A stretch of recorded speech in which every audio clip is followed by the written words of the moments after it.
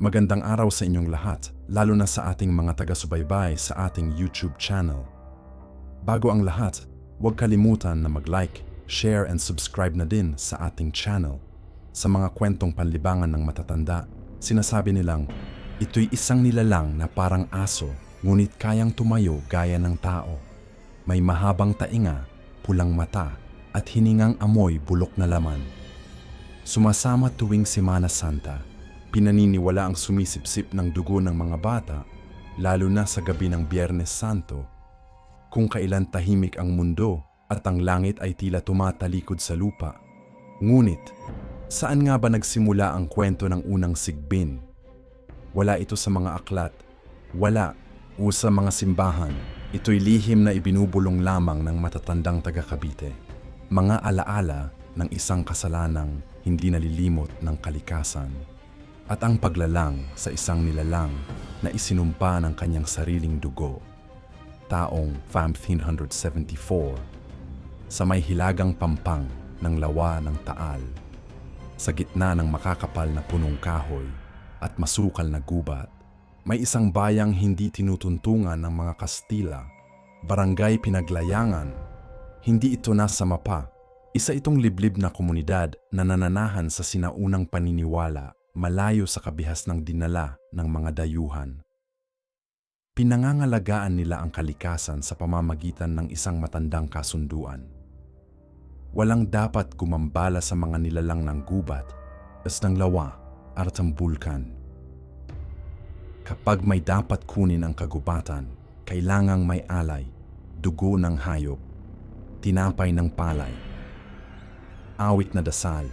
Pinamumunuan noon ang barangay ng Datugalian, isang matikas at matapang na pinuno. Ngunit may isang lihim, ang kanyang lahi, isang panata ng kanilang mga ninuno na hindi pa niya kayang unawain. Huwag kailanman tatalikuran ang diwatang nagbabantay sa lawa. Hindi raw ito isang Diyos. Hindi rin demonyo. Isa itong matandang espiritu, kalahating tao, kalahating hayop, tagapagtanggol ng balanse sa paligid ng Taal. Taon-taon, tuwing ikatlong buwan ng taon, may ginagawang alay na ritual sa pampang ng lawa. Isang puting kambing, isang dalagang birhen na mag-aalay ng awitin, habang sinisilaban ang insenso at isang pangakong hindi masisira. Walang kasakiman, walang pagnanasa sa lupang hindi sa kanila. Ngunit nang narinig ni Datugalian ang bali-balitang may ginto raw sa paanan ng lawa sa ilalim ng makakapal na lupa, naisip niya, bakit hindi nila iyon hukayin? Para sa ating kinabukasan, sabi niya sa kanyang mga kawal. Para sa ating kalayaan mula sa gutom at karamdaman, pinutol nila ang kasunduan. Hindi na sila nag-alay, hindi na sila nagdasal, at isang gabi, sinimulan nila ang paghuhukay. Sa una, wala namang nangyari.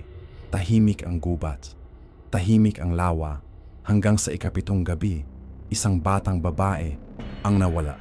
Si Mayumi, 9 na taong gulang, anak ng mangungisda. Huling nakita malapit sa gilid ng lawa habang namumulot ng kahoy. Pagdating ng madaling araw, nakita ang kanyang katawan, wala ng dugo, walang sugat, pero tirik ang mata, tuyo ang balat, at may amoy asupre sa kanyang bibig. Akala ng mga tao, sinumpa sila ng diwata. Simula ng gabing iyon, isa-isang nagkasakit ang mga kabataan. Namumutla, nanginginig sa gabi, dinadalaw ng mga panaginip kung saan may malaking hayop na may mahahabang tenga, mata ng aso at boses ng tao na humahabol sa kanila sa ilalim ng tubig. Hindi sila namamatay agad, pero unti-unti silang natutuyo. Parang sinisipsip ng anino tuwing gabi. Lumapit sila kay Lakambini Salve, ang matandang babaylan na tinanggalan ng kapangyarihan ni Datugalian dahil sa bagong relihiyong pinilit ng mga Kastila. Sa takot, humingi na rin siya ng tulong. Sa harap ng apoy, sa ilalim ng burong balete, nagsalita si Salve. Hindi diwata ang sumumpa sa inyo.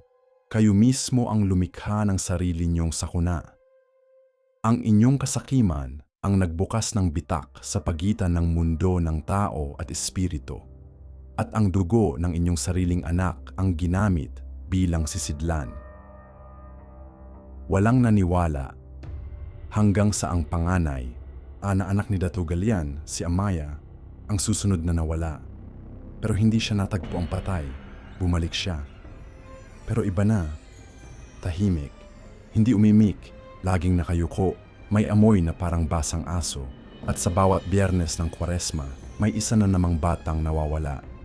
Hanggang ang isa sa mga bata ay natagpo ang buhay. Pero baliw. Sabi niya, Amaya raw ang pangalan nung hayop. Pero hindi na siya tao. Nakita ko siyang gumapang pababa ng punong niyog na parang kambing. Pero tuwid ang likod. Sinundan niya ako sa ilog. Sabi niya gutom siya. At naalala raw niya ang lasa ng dugo ko. Doon nagsimulang maniwala ang lahat. Ngunit huli na, nabuo na ang unang sigbin at ang katawan nito ay mula sa dugo ng lahing nagtaksil sa kanilang sariling kasunduan. Ngunit may isa pang detalye ang isiniwalat ng baliw na bata na hindi agad pinansin ng mga matatanda. Hindi lang isa ang sigbin, may isa pa. Nasa sinapupunan daw ng ilog at darating ito kapag tuluyang natuyo ang alay. Sa gabing iyon, dumilim ang langit. At mula sa lawa, may umalon-alon na usok na parang mabahong hininga. Mula sa ilalim ng tubig, may mga mata raw na bumubuka. Pula at maalinsangan, at mula sa kakahuyan, may narinig silang ungol, hindi aso, hindi tao, parang sanggol, na umiiyak. Ngunit bawat iyak, may kasunod na pagkamatay. Lumipas ang 7 gabi. At sa bawat gabi ng katahimikan, may isang bata na nawawala. Hindi nagiiwan ng bakas. Hindi naririnig ang sigaw. Parang tinangay ng hangin. Pero palaging may isang senyales, may amoy na parang nasusunog na balahibo sa paligid ng bahay. At sa 8 gabi, sila Kambing ni Salve ay bumalik sa gubat.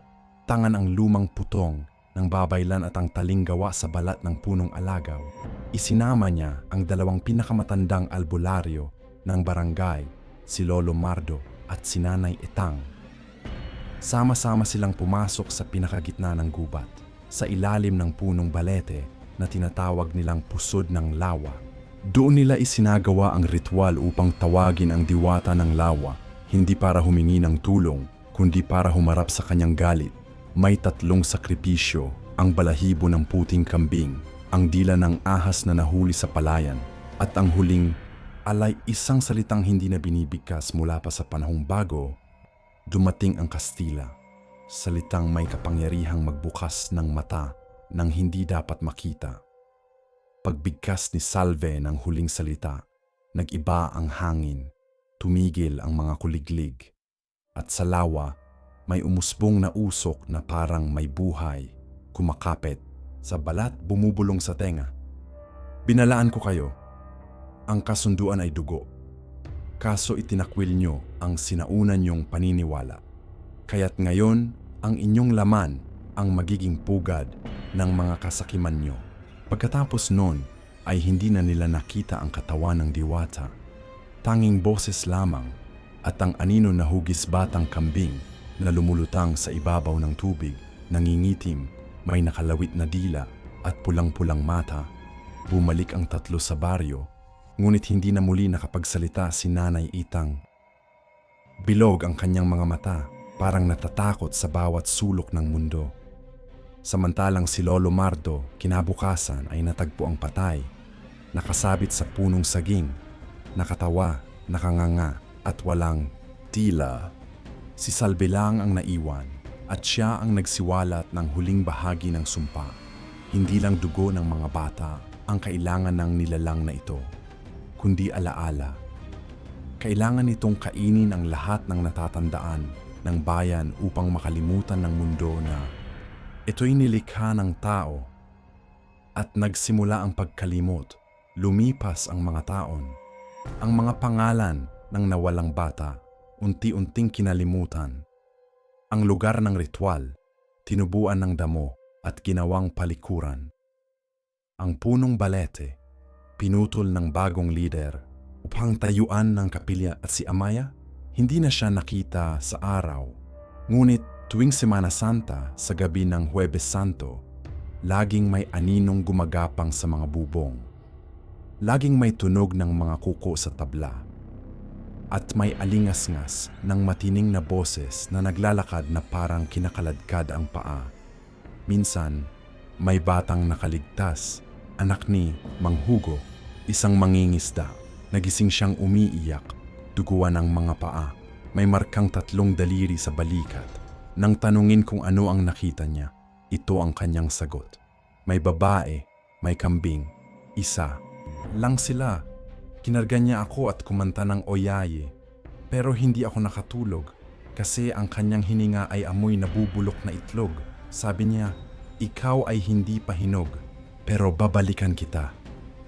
Nagsimulang lumaganap ang mga kwento sa kalapit na mga baryo. Sa silang, may nawawalang kambing tuwing gabi. Sa indang, may batang nakitang umiiyak sa ilalim ng puno, pero nang lapitan, nawala. Sa Alfonso, may matandang babae na nakikitulog sa mga bahay tuwing Biyernes Santo at laging may batang nagkakasakit kinabukasan. Iisa ang kanilang deskripsyon sa babae. Maputla, mahaba ang buhok, tila hindi humihinga, at may mga mata na parang sa hayop. Isang gabing madilim, may batang lalaki na sumulat ng liham bago siya nawala.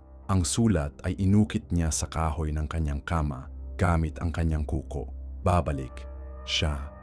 Lalaki ang kanyang anak at pag dumami na sila, wala nang Semana Santa kundi 1 linggong anihan ng laman. Ang mga matatanda sa Cavite, sa iilang bulungang pag-uusap, ay naniniwala pa rin na ang sigbi ng lawa ng Taal ay hindi isa. Siya ay isa lamang sa mga unang isinumpa at ang kanyang lahi ay naghihintay sa tamang oras upang muling lumabas. Tuwing tagsibol ng bulkan, tuwing bumubula ang gilid ng lawa, hudyat daw ito na may bagong nilalang na ipinapanganak sa kailaliman. Bata ba? Kambing? Tao? Hindi raw importante ang anyo. Ang mahalaga, lahat sila may layunin. Kumain, magparami, at ngayong unti-unting nawawala ang lumang paniniwala. Wala nang alay, wala nang babaylan, wala nang naniniwala sa kasunduan. Ay muling gumagalaw ang mga aninong nakasilip sa likod ng dilim. Sa gitna ng dilim, may mga mata, at sa ilalim ng kama, may mga paa na nakabaliktad ang hakbang. Gumagapang, papalapit, hindi para kumagat, hindi para sumigaw, kundi para yakapin ang kaluluwa mo. Kung ang laman ay ginawang pugad ng kasalanan, anong klaseng anak ang isisilang mula rito? Hindi na Semana Santa lang ang dapat katakutan, at pagkalipas ng ilang taon 1 araw ng Abril sa baryo ng Pulo sa gilid ng lawa ng Taal, may batang lalaking ipinanganak na may kakaibang anyo. Tahimik ang panganganak pero lahat ng ilaw sa baryo ay sabay-sabay na namatay. Ang ilaw ng buwan lang ang saksi sa paglabas ng sanggol. Walang iyak, walang luha, pero may amoy. Amoy lupa. Amoy asupre, amoy luma at masama. Si Aling Chion tumigil sa pagtanggap ng mga buntis pagkatapos ng gabing iyon. Sabi niya, hindi raw tao ang iniluluwal ng mga babaeng buntis. Sabi ng iba, lasing lang si Aling Chion. Pero ilang linggo lang, ang lumipas 5 pusang itim ang natagpo ang patay sa gilid ng simbahan. Tuyo ang katawan, parang sinipsip ang dugo at may iniwang marka sa semento. Mga bakas ng paa. Paatras ang direksyon, parang may gumapang, pabalik sa sinapupunan ng dilim. Ang batang iyon ay pinangalan ng Isagani mula sa salitang isang galing. Ayon sa kanyang ama, tahimik siya, hindi umiiyak, hindi tumatawa. Pero kapag Semana Santa, palaging dinudugo ang ilong. At sa gabi ng Biyernes Santo, laging nawawala ang mga alagang hayop. Nang mag-7 taon si Isagani, natagpuan siyang nakatayo sa ibabaw ng bubong. Gabi. Walang buwan, walang bakas kung paano siya nakakyat. Tinanong siya ng ina, "Anak, anong ginagawa mo diyan?" At ang sagot niya, "Nag-aabang po ako kasi may darating, hindi po ako nag-iisa." Sabi niya, oras na para bumalik kami sa tubig. Sinundan ng ina ang tingin ng bata, nakatingin sa lawa at sa tubig. May gumagalaw, maliit, parang batang kambing. Pero may buntot, may sungay, at habang papalapit sa pampang, Unti-unti itong naglalakad pataas. Hindi pababa, dinala si Isagani sa simbahan, pininyagan, pinadasalan. Ngunit sa gitna ng seremonya, sumuka siya ng dugo at ang dugo'y gumuhit sa sahig ng simbahan. Pabilog, parang sinaunang simbolo na hindi alam ng pari. Dito na nagsimulang kumalat ulit ang takot sa buong Cavite. May naganap na sunod-sunod na pagkatuyot ng mga bangkay. Lahat bata, lahat mahina, lahat tila wala ng kaluluwa sa mata. May mga simbahan na pinasok ng alingas nga sa gabi. May tunog ng mga paa sa kisame. At may nahuhulog na balahibo ng hayop kahit walang hayop sa loob. At sa isang gabi, sa mismong kapilya na tinayo sa punong balete dati, isang matandang lalaki ang tumayo sa gitna at sumigaw. Hindi tayo ginagambala ng hayop. Sigbin! Sigbin ang gumagambala sa atin. At ngayon, ang mga lahi ng Sigbin ay narito na. Hindi na lang iisa, kundi lipi na sila.